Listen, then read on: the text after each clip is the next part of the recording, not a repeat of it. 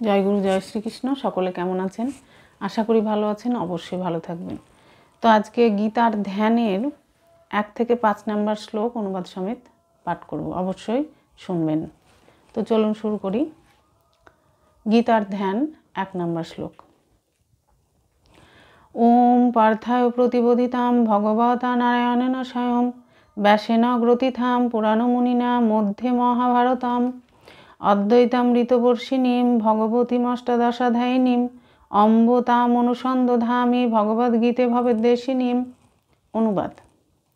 হে জননী ভগবদ্গীতা, আপনি স্বয়ং ভগবান শ্রীকৃষ্ণ কর্তৃক অর্জুনকে কথিতা, প্রাচীন মহর্ষি ব্যাসদেব কর্তৃক মহাভারতের মধ্যে ভীষ্ম পর্বে 25 হতে 42 পর্যন্ত 18 অধ্যায়ে গ্রথিতা, অষ্টাদশ অধ্যায় রূপিণী, অদ্বৈত তত্ত্বরূপ অমৃতবর্ষিণী ও সংসার মলনাশিনী ভগবতী আমি আপনার ধ্যান করি।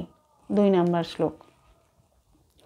নমঃস্তুতে ব্যাস বিশাল বুদ্ধে ফুল্লারবিন্দাত পত্র নেত্র যেন তয়া ভারত তৈলপূর্ণ প্রজ্বালিত জ্ঞানময় প্রদীপ। অনুবাদ।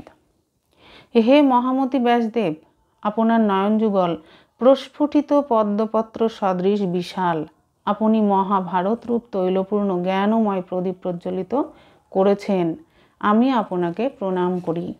3 নম্বর শ্লোক।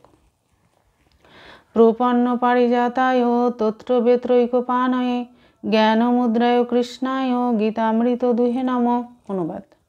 শরণাগতের কল্প বৃক্ষতুল্য, অশ্বচালন হেতু এক হস্তে চাবুক ও লাগামধারী, গীতারূপ অমৃত দহনকারী ও জ্ঞান ও মুদ্রাযুক্ত ভগবান শ্রীকৃষ্ণকে আমি প্রণাম করি। 4 নম্বর শ্লোক। সর্বপনিষদ গাবদগ্ধা গোপালনন্দন পার্থবৎস সুধীর ভোক্তা দুগ্ধম গীতামৃতং মহৎ। অনুবাদ। উপনিষদ সমূহ গাভী, গোপালনন্দন শ্রীকৃষ্ণ তার দোহক, অর্জুন গোবৎস, এই মহৎ গীতামৃত সেই গাভীর দুগ্ধ, আর শুদ্ধ বুদ্ধিসম্পন্ন সুধীজন তার ভোক্তা। 5 নম্বর শ্লোক। বসুদেব সুতম দেবম কংস চানুরমর্দনম দেবকী পরমানন্দম কৃষ্ণম বন্দে জগদ্গুরুম। অনুবাদ।